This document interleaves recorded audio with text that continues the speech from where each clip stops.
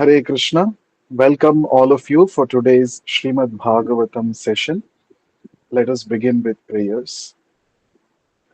Nama Om Vishnu Padaya Krishna Presthaya Bhutale Srimate Bhakti Vedanta Swamin Niti Namine Namaste Saraswate Deve Gauravani Pracharine Nirvishesha Shunyavadi Paschatya Deshatarine जय श्री कृष्ण चैतन्य प्रभु नित्यानंद श्री अद्वैत गदाधर श्रीवासादि गौर भक्त वृंद हरे कृष्ण कृष्ण कृष्ण हरे हरे हरे राम राम राम हरे हरे ओम नमो भगवते वासुदेवाय नारायणं नमस्कृत्य नरं चैव नरोत्तमं देवीं सरस्वतीं व्यासं ततो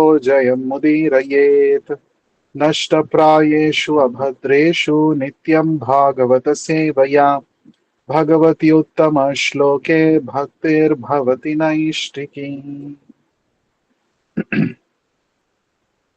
Reading from Srimad Bhagavatam, Canto 1, Creation, Chapter 8, entitled Prayers by Queen Kunti and Parikshit Saved. Text 7. Amantriya Panduputramscha Sainye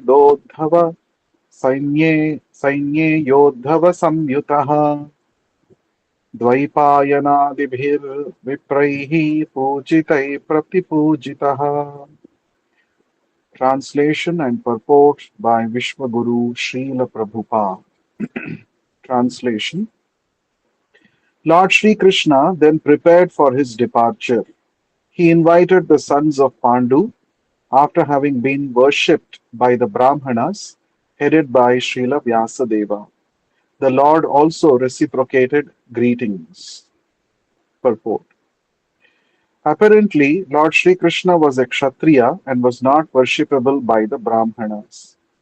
But the Brahmanas present there, headed by Srila Vyasadeva, all knew him to be the personality of Godhead, and therefore they worshipped him.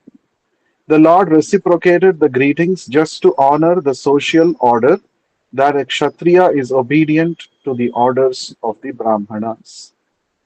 Although Lord Sri Krishna was always offered the respects due the Supreme Lord from all responsible quarters, the Lord never deviated from the customary usages between the four orders of society.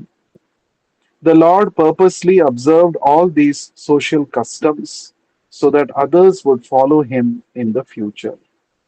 Thus ends the Bhakti Vedanta purport.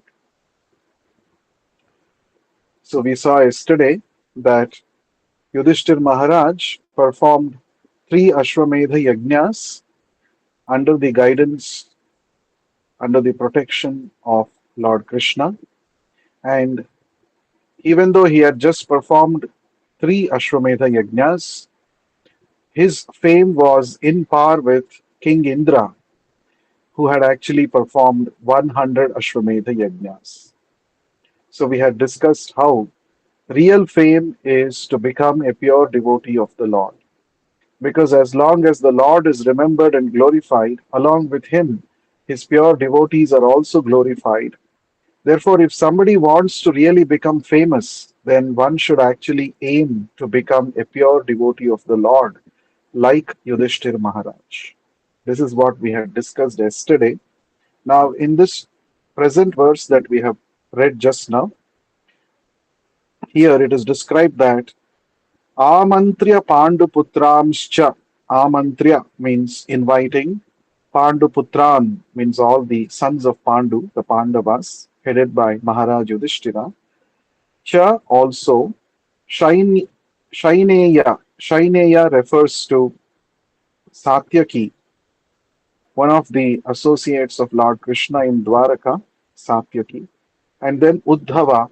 Uddhava, as we all know, he is the cousin brother of Lord Krishna and also a great devotee of the Lord. and he is also the disciple of Brihaspati. So Uddhava, one of the confidential associates of Lord Krishna. Samyutaha means accompanied. Dvaipayana abhibihi, by great sages like Vyasadeva. Dvaipayana is a name of Srila Vyasadeva, as we have discussed before, because he was born on a dvipa, on an island in the Yamuna river. He got the name Dvaipayana, and all sages headed by Dvaipayana Vyasadeva, Vipraihi, by the Brahmanas, Pujitaihi, being worshipped, Pratipujitaha, the Lord also reciprocated equally. So this shloka says that he was in Lord Krishna was invited by the sons of Pandu for the Ashwamedha yajnas, and once the yajnas were completed, Lord Krishna prepared himself to go back to Dwarka. At that time, he was accompanied by his associates like Satyaki and Uddhava, and when the Lord was preparing himself to go back to Dwaraka, at that time, the great sages headed by Vyasadeva and also the great Brahmanas who had all assembled there, they all pujitaihi, they worshipped Lord Krishna. Why did they worship Lord Krishna? Because they knew that Krishna is the Supreme Personality of Godhead. So, in the social system, Lord Krishna, who apparently belonged to the Kshatriya order, was supposed to be was supposed to respect the Brahmanas. But here we see the Brahmanas are respecting, they are offering their worship to Lord Krishna, who apparently belonged to a Kshatriya clan. Now, this is because Lord Krishna is not an ordinary Kshatriya of this world, but he is the Supreme Personality of Godhead himself. This was known to all those sages and Brahmanas headed by Vyasadeva. And when they all worship Lord Krishna, what did the Lord do? That is very important in this shloka.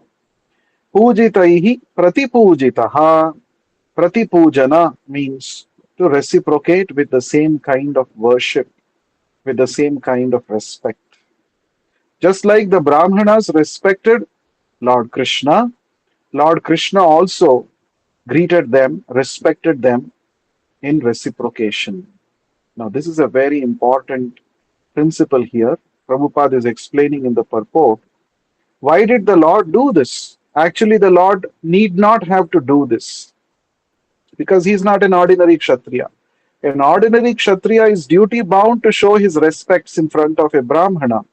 But Lord Krishna is not an ordinary ordinary Kshatriya. Then why did he offer respects to them? So Prabhupada is saying here, the Lord never deviated from the customary usages between the four orders of society. The Lord was very conscious that he should not break the decorum, he should always follow the etiquettes which he himself has set for the human society in the form of Varnashrama Dharma. In the fourth chapter of Bhagavad Gita, Lord Krishna says, Chatur Varnyam Maya Srishtam Guna Karma Vibhagashaha. So it is Lord Krishna who has created the four orders in the human society, the four Varnas, of course, not based on birth, based on Guna and Karma, as we have several times discussed. So the Lord wants to ensure that these four orders uh, are properly the customary usages and the etiquettes, protocols that he himself has set, they have to be followed. So therefore, the Lord is also like a Kshatriya, he is bowing down in front of those Brahmanas. And another point that Srila Prabhupada mentions, another reason why the Lord did this is because the Lord purposely observed all these social customs so that others would follow him in the future. So in the future, people should not say, oh, Krishna himself did not respect the Brahmanas. So for us, we don't have to respect. Sometimes people think like that. Uh, Actually, that is not the way. In that way, if you think, then it is not possible to imitate all the activities of Krishna. But still, Krishna followed this custom of bowing down in front of a Brahmana so that in the future we all can also follow in his footsteps. As Lord Krishna says in the Bhagavad Gita, fourth chapter, Yadyad acharati shreshtaha tattadevetaro janaha sayat pramanam kurute lokastad anuvartate. Whatever a great man does, everybody follows in his footsteps. So the actions of a great person, a leader in the society, becomes an example for everyone to follow. So the Lord was very conscious of this, especially when he was dealing with the Brahmanas. So therefore, the Lord purposefully he followed these etiquettes of bowing down in front of the Brahmanas, even though he need not have to do it. So this is a very important point that we have to learn. So example is better than precept is a very famous saying. We may give, we may talk so much, but actually our actions speak louder than our words. So, Lord Krishna was conscious of all of these. He wanted to set a good example for everybody to follow. Therefore, he bowed down in front of the Lord. So, here we understand the principles of leadership. Leadership is not by position, it is by action. So, the Lord set the right standards for human behavior, right?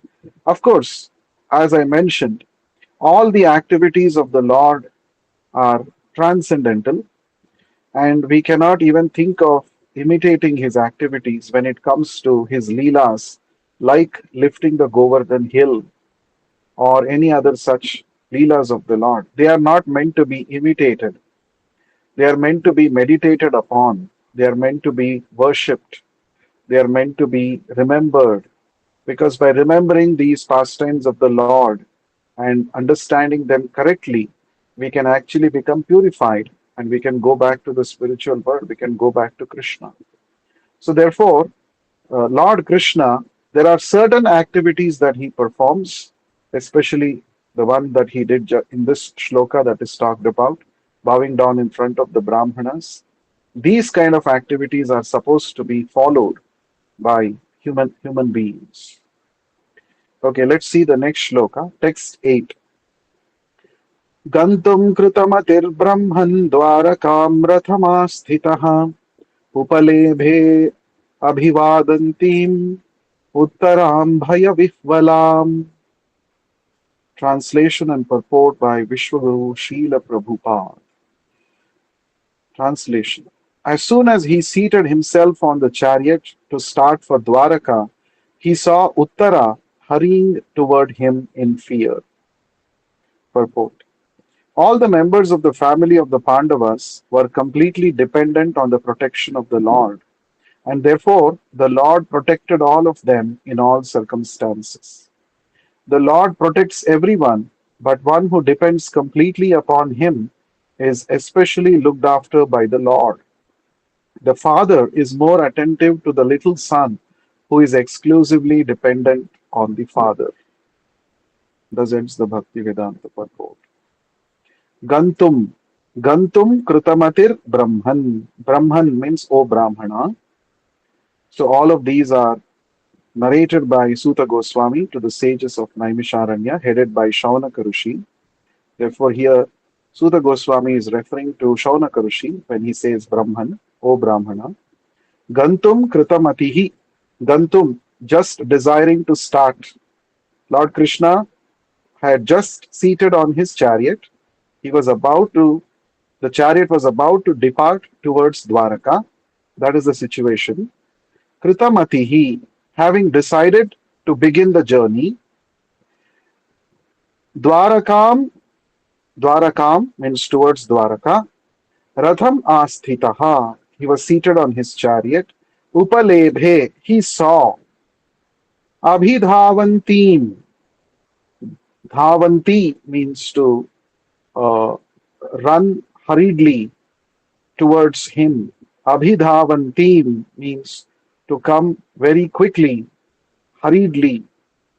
Who was running towards Krishna's chariot? Who was Abhidhavantim? Abhidhavantim is a feminine gender. That means there is some lady who is coming. Abhidhavantim. Uttaram. Uttara is coming. Uttara, who is the wife of Abhimanyu, she is coming. And we all know Abhimanyu was already killed on the battlefield. So he's no more. So his wife was pregnant at that time. Within Uttara's womb was Maharaj Parikshit. So she is hurriedly dhavantim. She is rushing towards Krishna's chariot. How is she coming? She is bhaya vihvalam. She is full of uh, fear. She is being afraid. She is coming. Full of fear, she is running towards Krishna. So Krishna was just about to begin his journey towards Dwaraka. At that time, Uttara, who was pregnant, she was hurrying towards him in fear. So this is very uh, important point Prabhupada mentions in the purport. A devotee is always dependent on the protection of the Lord. In fact, this is one of the six principles of surrender. Rakshishyati iti vishwasaha. A pure devotee who has completely surrendered at the lotus feet of the Lord, he has 100% conviction that the Lord will surely protect me. Avashya Rakshibe Krishna, E Vishwasa Palana. A pure devotee has complete faith that definitely Krishna will protect me in all circumstances. And the Pandavas and their entire family members, they were all fully surrendered to Krishna. They were all devotees of Krishna. So, naturally, when they were in danger, they would immediately remember Krishna spontaneously. Actually, this is a test for our devotion, for our bhakti towards Krishna. When we are in difficulty, whom do we remember first? Whose name comes on our lips first? Many times, when we are in difficulty, when we are in danger, we may not even remember Krishna. We will become so overwhelmed by the circumstance that we don't consciously remember Krishna. But pure devotees are not like that. They are always in full remembrance of Krishna, especially in their difficult times. They take the opportunity to exclusively depend on the Lord. So here, Uttara, she was in some kind of a danger, and that is why she comes rushing towards the Lord's chariot, seeking his protection. So the test for a devotee is whether we remember the Lord at difficult times. Not only at difficult times, always, always we should remember the Lord. And especially when things are all going on well, we forget the Lord. And when we, so that means we have, sometimes we are Krishna conscious, most of the time we are Maya conscious. Somebody asked Srila Prabhupada this. Prabhupada, why is that sometimes uh, we become affected by Maya even though we are Krishna conscious? So Prabhupada laughed and said, no, sometimes we are Krishna conscious, always we are under the Maya's shelter. So that is our current position in the material world. So when we practice remembering the Lord throughout our life, especially by the process of chanting Hare Krishna, Krishna Krishna, Hare Hare, Hare Rama, Rama Rama, Hare Hare. Always we should chant and we should try to remember the Lord always. This is called being Krishna conscious. Then, by the Lord's mercy, in difficult circumstances also, we will be able to remember Him, right? So that is why we should practice remembering Krishna. In the eighth chapter of the Bhagavad Gita, which is entitled Attaining the Supreme, Lord Krishna stresses upon this point that whoever practices remembering me always, he says, Tasyaham sulabha partha nitya yuktasya yoginaha. The Lord says, a devotee who is completely engaged in my devotional service and who is always remembering me, practicing to remember me, for such a devotee, I am very easily obtained. So Krishna becomes easily achieved. We can achieve Krishna easily just by this process of repeated remembrance of the Lord, constant remembrance of the Lord. This is the process. So, when we always remember the Lord, then by practice, at least by practice, we will be able to remember the Lord at crucial, difficult circumstances in our life. And that will be the greatest help that we could do to ourselves. Because at difficult circumstance, when a devotee completely in a helpless state of mind, in a helpless state of consciousness, if he remembers the Lord will surely reciprocate. An example for this is Ajamila. Ajamila, about whom it is mentioned in the sixth canto of Srimad Bhagavatam. So he used to always constantly practice chanting the Lord's holy name, not consciously, but unconsciously. What is that?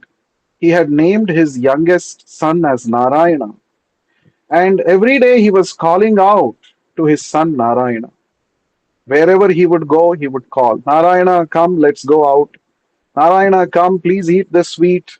Narayana, do this. Narayana, drink this. Narayana, let's do. So he was always chanting Narayana's name. So at the time of his death, when the Yamadutas came to snatch the soul because he had committed so many sinful activities, Yamadutas had come. By seeing them, Ajamila was fully, he was actually fully afraid. And in that helpless situation, he called out for his son Narayana. But his son Narayana did not come, but the Lord Narayana, who is situated in his heart, who is also situated in the spiritual world, Vaikuntha, he sent his associates, Vishnu Dutas, to protect Ajamila. So therefore, any time danger can come. This material world is like that. Padam padam yat vipadam. Every step there is a danger awaiting us. Therefore, we should always practice remembering the Lord by chanting his holy names. So, this Uttara, she was in some kind of a danger, and therefore she was rushing towards uh, the Lord's chariot, seeking his protection. Another important point that Srila Prabhupada mentions in this purport is the Lord protects everyone, but one who depends completely upon him is especially looked after by the Lord. The father is more attentive to the little son who is exclusively dependent on the father. Very beautiful example. The Lord actually protects everybody, including devatas up to an insignificant ant. Everybody is protected by the Lord. That is his general protection. He protects everybody because he is the one who is, as Krishna mentions in the ninth chapter of the Bhagavad Gita, Pitahamasya Jagataha Mata Dhata Pitamahaha. So he is the Dhata. He is the one who provides for everybody. He is the one who protects everybody. But especially for a devotee who has completely surrendered to him, he pays special attention. In the same ninth chapter, Lord Krishna says, Samoham sarva bhuteshu name dveshyosti na priyaha ye bhajanti tu mam bhaktya mai te teshu chapyaham. Krishna says, I'm equal to everybody. I don't play any favorites. But especially when somebody surrenders to me and considers me to be his own, then for such a person, I am also very, very dear. I also consider such a person to be very dear to me. So the Lord is equal to everybody, but he pays special attention to his surrendered devotees. Just like a father pays a little extra attention to a small boy, a little son, who is exclusively dependent on him. The father may have many children, grown up children will be there. They were able to manage themselves, but a small child who is exclusively dependent on the father pays special attention. So, becoming a devotee of the Lord, surrendering to the Lord, means to become a favorite son of the Lord. Everybody is a son of the Lord. All living entities are his children only. But when we exclusively depend on the Lord, surrender to the Lord, then we get special attention and reciprocation by the Lord. So let us see what Uttara says in the next shloka. Text 9. Uttaro vacha. So Uttara is now beginning to say something. She's going to describe her situation, which has put her into a dangerous condition. Uttaro vacha. Pahi pahi mahayogin deva deva jagatpate. Nanyam tvadabhayam pashye yatra mrityuh parasparam. Translation and purport by Vishwaguru Srila Prabhupada. Translation. Uttara said, O Lord of Lords, Lord of the universe, you are the greatest of mystics. Please protect me, for there is no one else who can save me from the clutches of death in this world of duality. Purport. This material world is the world of duality in contrast with the oneness of the absolute realm. The world of duality is composed of matter and spirit, whereas the absolute world is complete spirit without any tinge of the material qualities. In the dual world, everyone is falsely trying to become the master of the world, whereas in the absolute world, the Lord is the absolute Lord, and all others are his absolute servitors. In the world of duality, everyone is envious of all others, and death is inevitable due to the dual existence of matter and spirit. The Lord is the only shelter of fearlessness for the surrendered soul. But one cannot save himself from the cruel hands of death in the material world without having surrendered himself at the lotus feet of the Lord. Thus ends the Bhakti Vedanta purport. So Uttara is coming here. She is appealing. Krishna, you can just imagine the scene. Krishna is on his chariot, ready to proceed towards Dwaraka. Uttara is running. She is hurrying towards Krishna. And when she reached, she is actually saying this. Pahi pahi mahayogin. Pahi means protect. Oh Lord, please protect. Mahayogin, you are the greatest mystic. Krishna is the Mahayogeshwara. He is the master of all mystic powers. Deva Deva, the worshipable of the worshipped. He is the Lord of even the great Devatas. So he is Deva Deva. Jagatpate, he is the Lord of the universe. He is Jagannatha, the master of the universe. Na anyam tvat abhayam pashye. She is saying, Na anyam, I don't see anybody else. Pashye means to see. Na anyam pashye tvat, other than you. Abhayam, who can give me fearlessness. Abhayam. Yatra mrityuhu parasparam. Yatra means where in this world, where there is mrityuhu, death. Parasparam means in this world of duality. So death is staring at my face, and I am fully under the grip of death. Therefore, I am fully afraid. I don't see anybody else who can give me protection. Because you are not an ordinary person, therefore I have come to you. You are Deva Deva. You are the Lord of even great Devatas like Lord Brahma and Lord Shiva. Even they derive their powers from you. They are also dependent on you for becoming fearless. So therefore I have come to you. And you are Mahayogi. Your capacity to do things is unlimited. You are the greatest mystic. And you are Jagatpati. Everything is under your control. You are the Lord of this universe. Therefore I have come. So the beauty of prayers in Bhagavatam, this is one of the very beginning first prayers to Krishna somebody is offering in the Bhagavatam. The beauty of the prayers in Bhagavatam is the devotees, even though they are affected by a particular situation because of which they are praying to the Lord, because of which they have taken shelter of the Lord, they don't directly tell the Lord in the beginning itself, this is my problem, please solve this problem. No. The devotees, especially the pure devotees of the Lord, even in that difficult circumstance, they actually glorify the Lord. So prayers are meant for glorifying the Lord. This is one of the main purposes of prayers. And of course, one can also describe one's particular situation because of which he is distressed in front of the Lord. But even in such a prayer, glorification must be there. So, in pure devotional service, actually the devotees do not want to ask any favor from the Lord, but they take more pleasure in glorifying the Lord.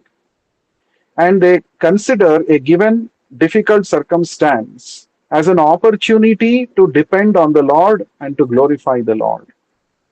So that is the mood in which the prayers are offered by all the pure devotees in the Bhagavatam. So here, Pahi Pahi. Pahi means give me protection. So this word Pahi comes in some prayers also. Like Chaitanya Mahaprabhu, he would do this Sankirtan on the streets of Navadvip, and he would sing this Krishna Keshava, Krishna Keshava, Krishna Keshava Pahimam, Rama Raghava, Rama Raghava, Rama Raghava Rakshamam. So Pahi means please protect me, uh, please maintain me. Pahi means actually to maintain.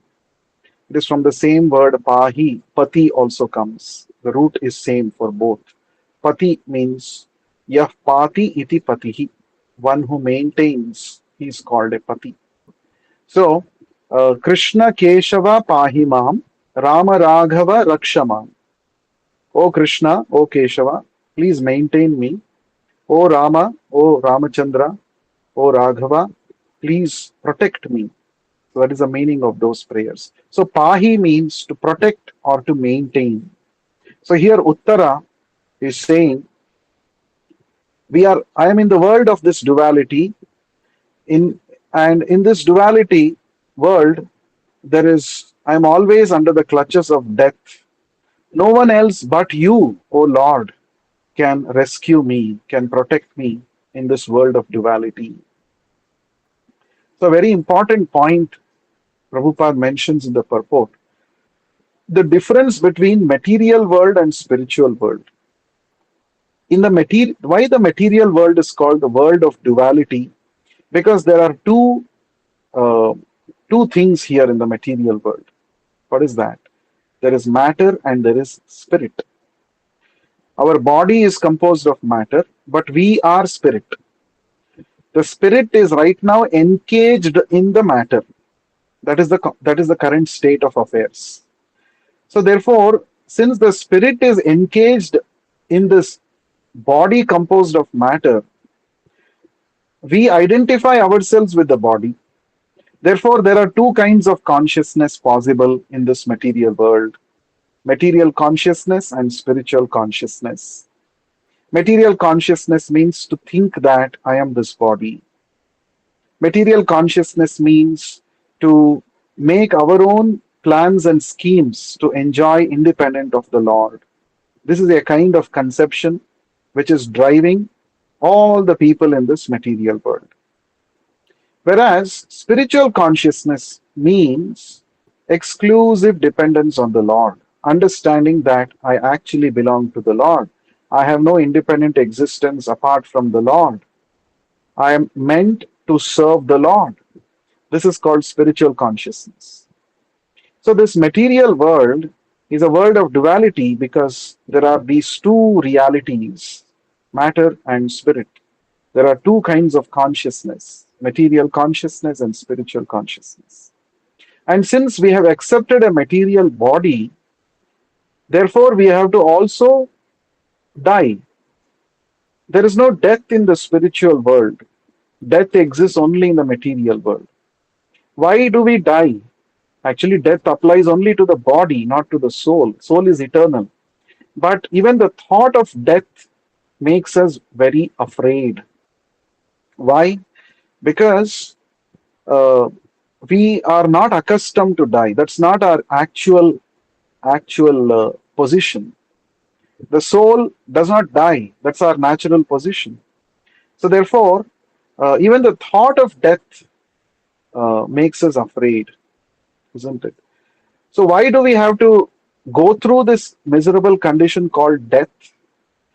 That is because we have turned our face away from Krishna.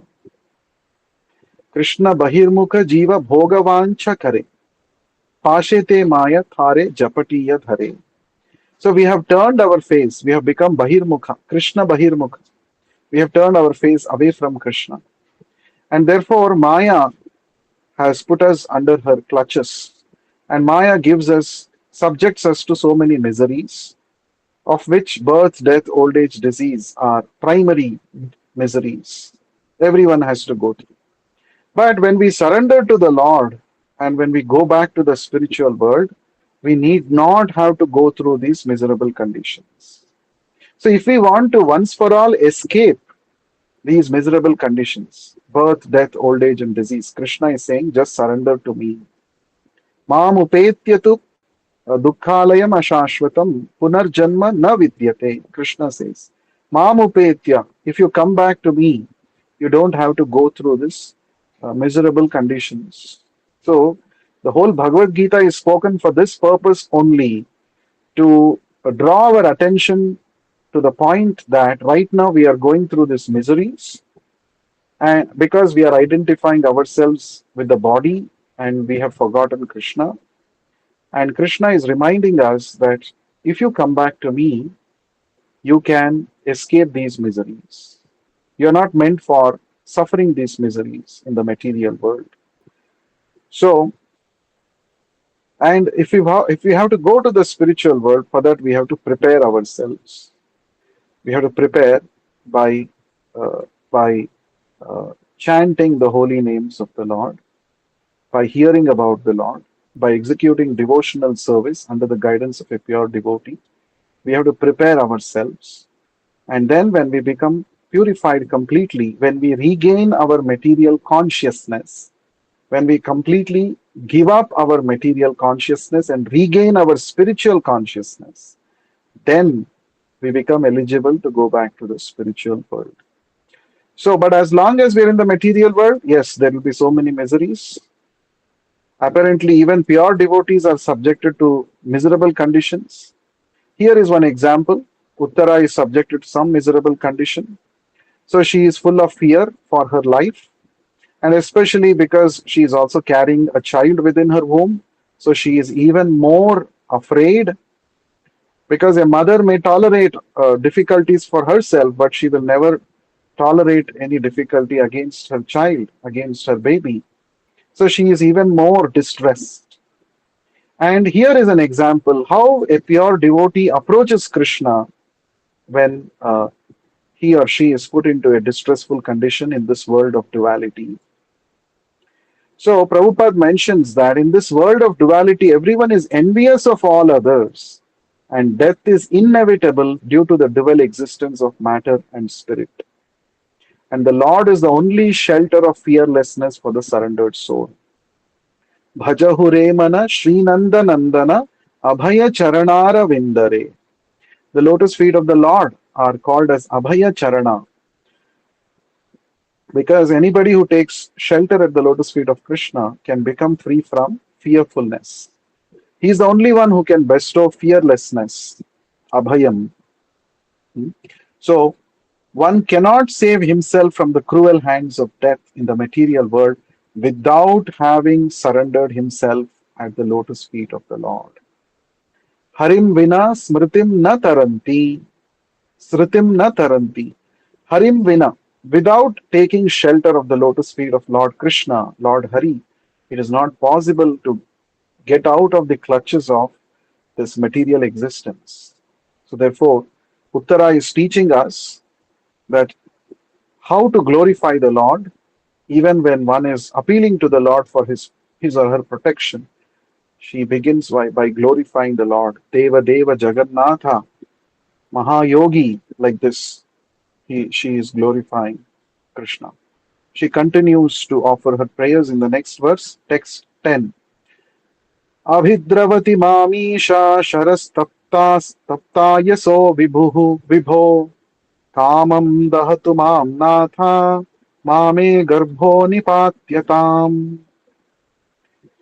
Translation and purport by Vishwaguru Srila Prabhupada. Translation Uttara continued, O my Lord, you are all powerful.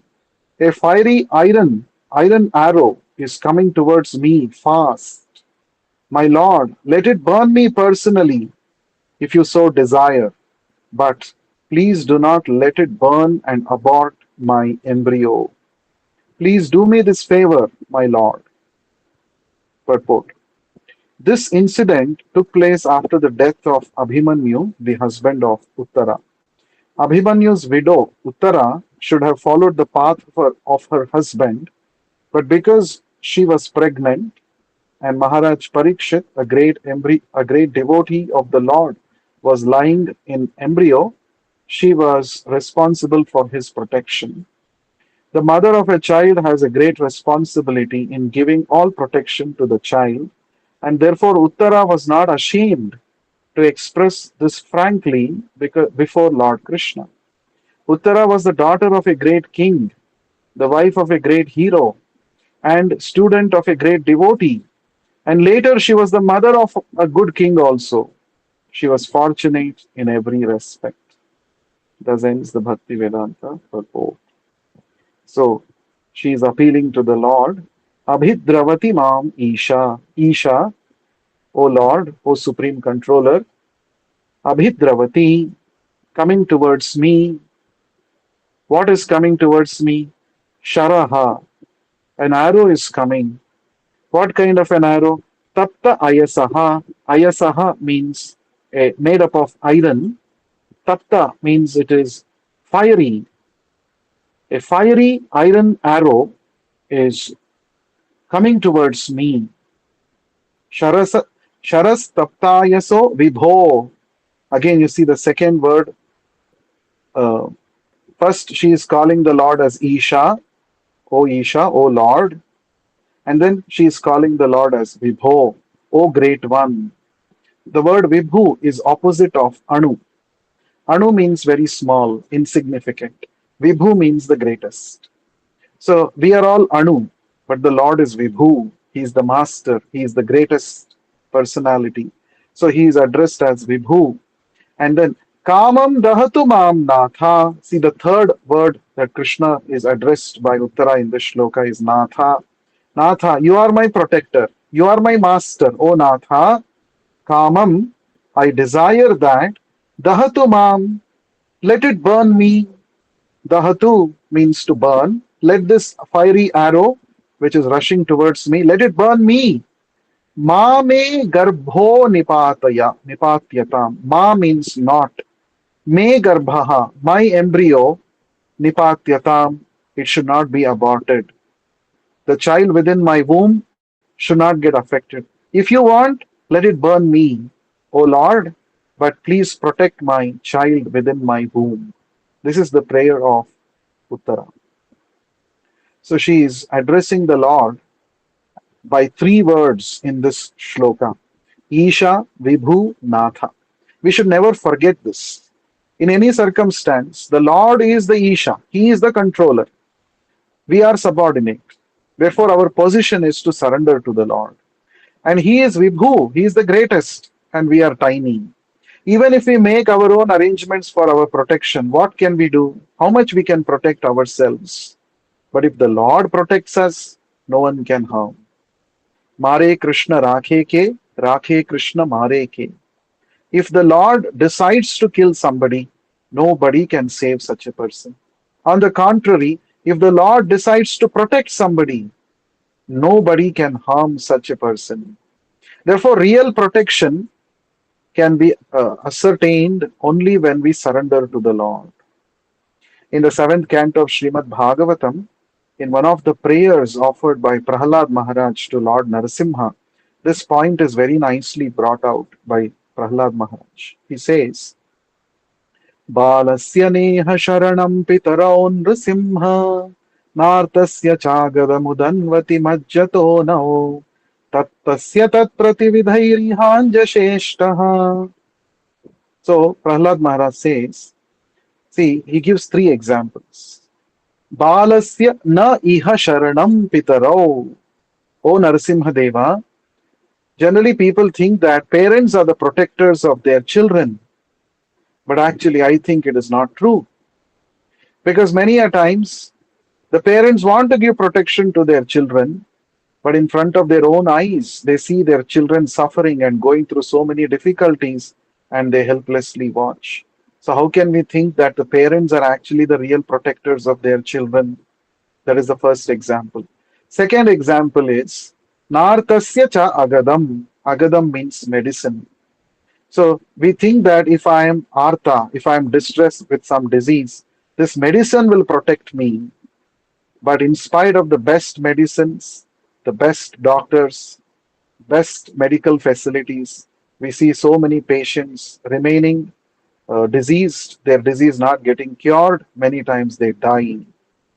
So therefore, the medicine and the treatment are not the real protection for the suffering patient.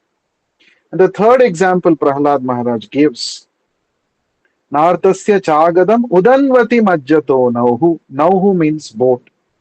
One may be seated in a very sophisticated boat like the Titanic, but that also cannot give assurance of protection for a person who is in a rough sea, who is traveling on a voyage in the rough sea. Anytime, anytime the boat or the ship can actually uh, get capsized, and all the people in the boat who are seated, thinking that the boat is made with high technology, it can give me protection. All of them, in no time, they will be drowned and they will all die. This we have seen. Titanic itself is a wonderful example for this. It was designed to be a ship that would never sink, but it hit an iceberg, and we know uh, many people, thousands of people in that ship, they all died. So Prahlad Maharaj is giving these three examples, and he's saying none of the remedial measures that we take to protect ourselves in this world can assure real protection to us. Tavad vibho tadupekshitanam. Prahlad Maharaj says, in the last line, he says, as long as, oh my dear Lord, you don't give protection, none of these remedial measures will really work. This is very important.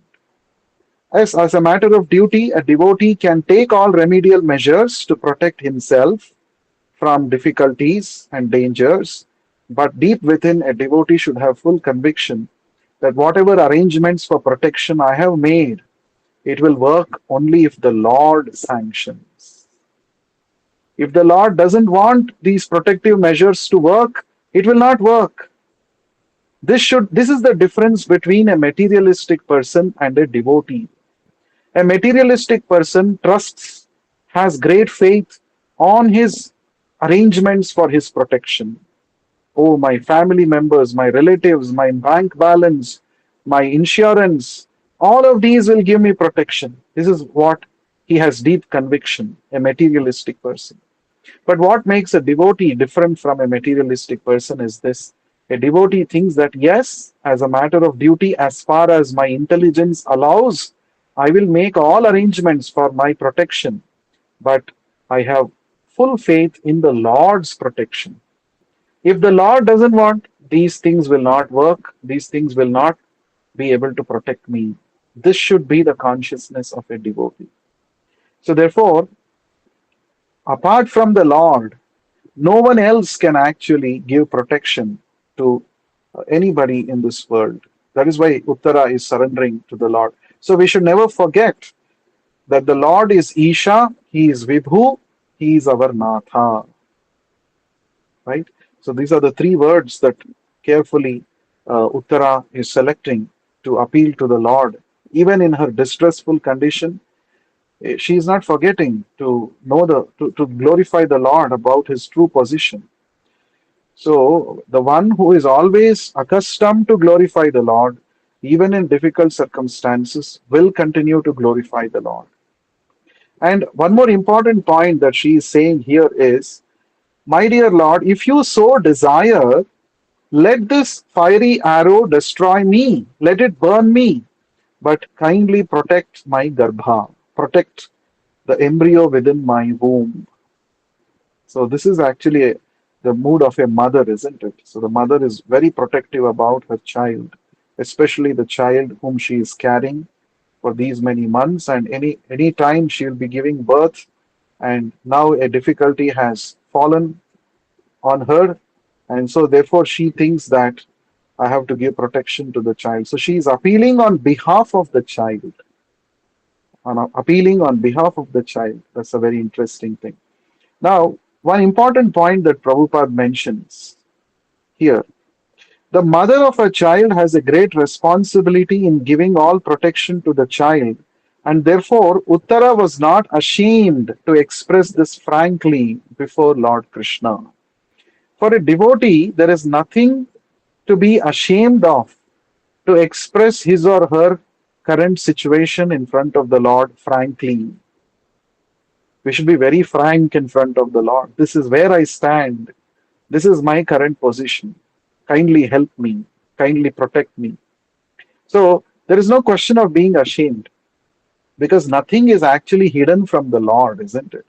Sometimes when we present ourselves in front of others, maybe our friends, relatives, or some strangers, we only talk about good things about ourselves. We don't talk about our defects because we are ashamed to tell that I have these defects. Oh, how will that person think about me? What kind of an impression I'm creating about me? Like this, we are very image conscious. Actually, a devotee should not be image conscious. Especially in front of the Lord, one should not be image conscious at all. In front of the spiritual master, one should openly describe. So the question is the Lord not knowing my condition? Why should I go and describe all these things? He already knows. He is seated in my heart. He is witnessing everything that is happening to me. So why should I go and reveal all these things to the Lord? Yes, the Lord no doubt knows everything. But when we go to the Lord actually feels good that you are considering Him to be dear to you. And that is why you're frankly revealing what is there in your mind, your difficulties, your challenges. The Lord feels compassionate upon us when we appeal to the Lord. And of course, one important word that is used in the shloka is if you so desire. This is very important. Whenever we offer prayers to the Lord, we should not forget to add this word, this phrase at the end. If you so desire. Because a devotee should subjugate himself to the desires of the Lord. That is the meaning of a devotee. Devotee is not that we go in front of the Lord and say, oh Lord, I want this, please give me. You should give me. If you don't give me, I will not believe you. I will not have faith in you. This is not the way a real devotee prays to the Lord. The Lord, the devotee says, yeah, in this situation, I think I should get a better job, or I think I should do this particular thing. If you sanction this, it will be very nice. If you so desire. I think that this is the best remedy for me. But, oh my Lord, you are Vibhu. You are the supreme great, and you are supremely intelligent, and you are always eager to do good to your devotees. In my assessment, I think this is the solution. But you may have a better way, you may have a higher plan for me. Therefore, if you so desire, please protect me. If you so desire, please give me a hike in the salary.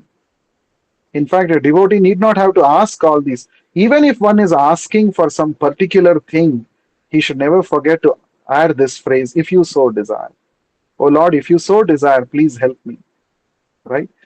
That means a devotee is conscious that let the Lord govern my life. Let Him be the captain. I may only suggest. In fact, a pure devotee doesn't want to even suggest, take care of me like this, do like this. He doesn't ask. न धनं न जनं न कवितां वा जगदीश कामये मम जन्मनि जन्मनीश्वरे भवतात् भक्तिरहैतुकी त्वयि. Chaitanya Mahaprabhu in his Shikshashtakam, he has set the gold standard of what to pray to the Lord. So he's saying, I don't want any material things. Na dhanam, na janam. I don't want wealth. I don't want a big number of followers. And I don't want glorification by people. Na kavitam. I don't want people to glorify me. Na sundarim. I don't want, I'm not aspiring for a handsome husband or a beautiful wife. I'm not looking for these things. I don't want any of these. Then what do I want? Bhavatam mai ahitukim tvaim bhaktim. Mama janmani janmani. Janmani means birth after birth. That means the pure devotee is not asking liberation also from the cycle of birth and death. This is the position of a pure devotee. Mama janmani janmani. If you want me to take birth again and again in this material world, I am ready for that also. Mama janmani janmani. This only a pure devotee can say, right? We cannot say that I don't want liberation now. We are not in that position. First, we have to become liberated. Then we can say we are not even qualified for liberation right now. When we say I don't want liberation, it is like the fox which was trying to reach the grapes on the top. And after repeated attempts, the fox failed to reach the grapes. And then the fox said, the grapes are sour. I don't want it. That is a kind of frustration with which the grapes was, with which he said, the fox said that the grapes are sour. Correct. But a pure devotee says that I don't even want liberation. I don't want liberation. If you want, I can take birth repeatedly in this material world. Janmani, Janmani. But only one thing is, Bhavatad Bhaktir Ahituki Tvayi. Wherever I may take birth, please make me a devotee. Please let me be a devotee of yours. So this is how a pure devotee prays. So in our condition, yes, first we should pray to the Lord. Please help me become free from this material clutches. Please give me devotion to you so that I can become free from the material attachments that I have, which is stopping me from becoming fully surrendered to you. And we should pray to the Lord to help us always remember Him. Oh Lord, please never put me into forgetfulness of you. These are the prayers which we can offer. So here, whenever we are asking, first of all, a devotee should not ask anything specific from the Lord. Give me solution like this only, this kind of solution only I want. No, that means we are dictating to the Lord. That's not the mood in which we should offer prayer. But even if we want to appeal something, we can say, my dear Lord, please give me protection. Please relieve me from this difficulty if you so desire. So this is a mood of a devotee while offering prayers. And lastly, Prabhupada concludes the purport by saying how Uttara is fortunate in every respect. One's fortune is decided based on how he or she is connected with the Lord and his devotees. That is real fortune. In the 10th canto of Bhagavatam, Lord Brahma offers this prayers. He says, Aho Bhagyam, Nanda Gopa Vrajau Kasam, Yan Mitram Paramanandam, Purnam Brahma Sanatanam. So Brahmaji offers prayers, says that how greatly fortunate are Nanda Maharaj and all the residents of Vrindavan, because they are getting to see Krishna every day face to face. They're getting to see the childhood pastimes of Krishna, who is the Supreme Personality of Godhead. He has now appeared in their midst. How greatly fortunate. Aho Bhagyam, Aho Bhagyam. So, Bhagya, that is real fortune, to be connected with Krishna. And Chaitanya Mahaprabhu also says, Brahmanda Brahmite Kono Bhagyavan Jiva Guru Krishna Prasade Pai Bhakti Lata Bija. One who is actually fortunate. Who is that fortunate soul amidst millions of wandering souls in this material world? The one who has received the mercy of Guru and Krishna. To be connected with Krishna or his pure devotee, the spiritual master, makes one really fortunate. So here, look at the great fortune of Uttara. She is the daughter of a great king. Hmm? She is the daughter of King Virata, who actually were connected with the Pandavas. Virata was a friend of the Pandavas, and Virata gave shelter for the Pandavas during the 13th year of their exile during the Ajnatavasa. In that way, unknowingly, he was serving the Pandavas. And then Uttara was the daughter of a great king, Virata, and then she was the wife of a great hero, Abhimanyu. So Abhimanyu, who fought valiantly on the battlefield and who was the very dear nephew of Krishna, and uh, Uttara was the wife of that great hero, Abhimanyu. Abhimanyu was just 16 years old when he was mercilessly killed by six warriors combined together on the battlefield, right? So, so Abhimanyu is a great hero. He was a great devotee, very favorite of Lord Krishna. Abhimanyu was personally trained by Lord Krishna in Dwaraka when the Pandavas were in exile. Abhimanyu and Subhadra had taken Abhimanyu to Dwaraka, and he grew up there and he was personally trained by Krishna. So he was so fortunate to personally be trained by Krishna. So Uttara is the wife of that great Abhimanyu. And then Uttara was also the student of a great devotee, Arjuna. During the Ajnatavasa, that 1 year, Arjuna was a dance teacher, Bruhannala, and he was a neuter at that time. He was a eunuch because of the curse of Menaka and not Menaka, Urvashi. Because of the curse of Urvashi, Apsara, Arjuna had become a eunuch for 1 year. It had become a blessing in disguise because he could easily hide himself during the Ajnatavasa. So he played the role of a dance teacher. He had learnt dance in Indraloka from Gandharva Chitraratha, and he used that during this Ajnatavasa. So Uttara had become associated with Arjuna, a great devotee of the Lord, as his student. You see how in all, and later she became the mother of Parikshit Maharaj. She became mother of Parikshit Maharaj, another pure devotee of the Lord who became the cause of the descent of Srimad Bhagavatam. So, in all situations, from all directions, she's so fortunate. So, this is real fortune to be connected with the Lord, with the pure devotees of the Lord. So, that is a great exalted position of Uttara.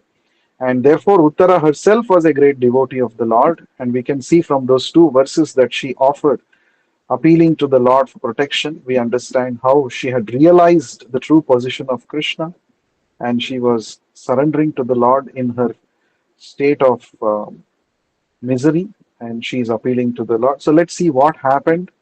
What exactly happened? What is that arrow coming towards Uttara? From where did it come? Who shot that arrow?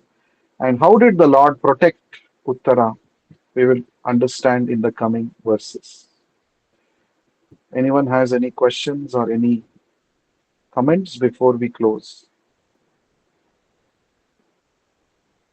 Hare Krishna, Prabhu. Hare Yeah, Krishna. Go ahead. Prabhu, I have one question. See, you Yes. said that since we are not pure devotees, we can go and express ourselves to the Lord and say that we can sanction our prayer if you so desire. Okay, Yeah. now I have seen quite a few devotees who condemn this kind of prayers, also saying these are also like businessman's prayer, means we are making a business with the Lord. So, can you Yeah. please justify or explain how this prayer in this mood is different from a business perspective? Means this is not a business kind of thing with the Lord.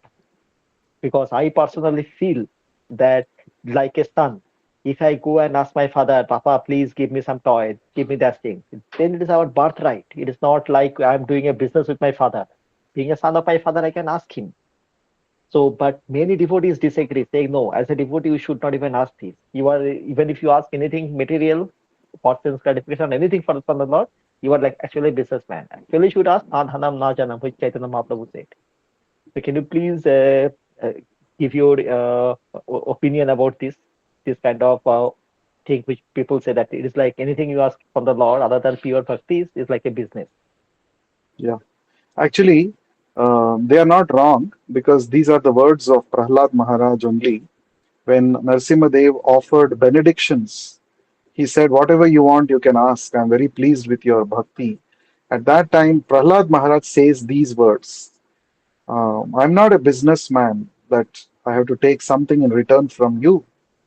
I'm very happy and satisfied simply by being engaged in your devotional service. These were the words of Prahlad Maharaj. So it's Prahlad Maharaj who says that we should not make bhakti as a business transaction. That is the highest level of bhakti, to not expect anything from the Lord. A pure devotee comes to that stage where he says, already whatever is required for me, the Lord has already given me. I don't have to ask the Lord. When we ask the Lord, they say that that means we are more intelligent than the Lord, that I have to go and remind the Lord like this, I am in trouble, please give me. No, we don't have to. The Lord knows everything, and the Lord has sanctioned miseries in my life because that means he must be having a higher purpose. So this is how a pure devotee perceives, and this is how we should also train our mind, our consciousness to perceive difficulties. But then it is not wrong to express one's challenges in front of the Lord. Of course, one should not go and cry in front of the deity. That is not the way. In the Nectar of Devotion, it is mentioned that one should not go and cry in front of the Lord. That should not be the mood. But one can go and ask, one can go and express oneself.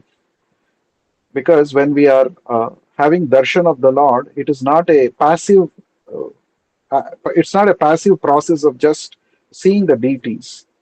So when we are having darshan of the Lord, we offer prayers to the Lord, and we also ask, my dear Lord, this is what I'm going through in my life, and you're already aware of this. So kindly help me become more dependent on you. Kindly uh, help me out of this difficult circumstance, if you so desire. So again, as I mentioned, by adding the word "if you so desire," what does it mean? We are not pushing the Lord that I want this result only, but we are only appealing to the Lord. That's a way to develop relationship with the Lord, with the deities. Um, of course, as we advance in our bhakti, we should come to a stage where we understand that actually I don't have to ask anything from the Lord. Whatever the Lord is giving me, that's the best thing for me, right? But uh, that it is not wrong, because we see that in the Bhagavatam itself, in many prayers, this point comes. If you so desire, oh Lord, if you so desire, please help me with this difficulty, with this problem. I have this challenge, kindly help me. And when you say if you so desire, you are actually surrendering to the Lord. You are ready to accept the Lord's verdict. The Lord may not reciprocate the way you want, and you're okay with it. That is the mood of a devotee, isn't it? So you're okay with when the Lord doesn't, reciprocate the way you want, and you should be okay. That's the meaning of being a devotee. It's not that, oh, unless you give me this, I will not go away from the temple. I'll stand in front of you only. I'll do dharna. Give me this. No, that is not. The demanding mentality is not good for a devotee. That's not the mood of a devotee. That is why the word if you so desire is added. Does it answer your question? Yes, right, Prabhu. And Prabhu, one more thing in the seventh chapter of Bhagavad Gita, verse number Yeah. 16, he says, Okay. Chaturvida bhajante mam. There, Hmm. he lists four kinds of pious people who are coming. So, are they devotees or they are just pious people? Because many people say that, look, Krishna did not use the term bhakta or devotee for those four kind of people. So, that means that if you are asking anything, you are not actually a devotee. Means if you No, are you arthi are. artharthi, Hmm. Anyone who is approaching the Lord is a devotee. There's no doubt about it. Because Prabhupada also mentions that four types of people surrender to Krishna. So when they are surrendering, it may be because of a difficult circumstance which has become an impetus for them to surrender to the Lord. So they are considered as devotees, but they are not pure devotees. Pure devotee doesn't ask anything. So they are mixed devotees. They are called karma mishrita bhaktas. Karma mishrita means they have some expectation from the Lord in return, and but the Lord reciprocates with them also. They are not pure devotees, but they are devotees. They are karma mishrita. So we have to, we all might have come to Krishna consciousness in such circumstances, but we should not remain in that stage. We should not always remain, oh, I'll do bhakti only because I'm getting some benefit materially from the Lord. No, that should not be the mood. We should slowly get out of that fruitive mentality, and only then we can actually truly please the Lord. Okay. okay, thank you, Prabhu. So they are devotees. Anybody who comes to Krishna are devotees, but they may not be pure devotees. So our process is to um, come to that platform of pure devotional service, and that is what truly satisfy the soul and also the Lord. Okay, is there any other question or any other comment by anybody else?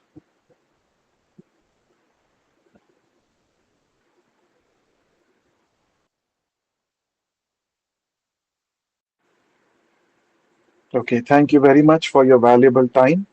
ग्रंथरा Shrimad Bhagavatam की जय, विश्व गुरु श्रील प्रभुपाद की जय. हरे कृष्ण.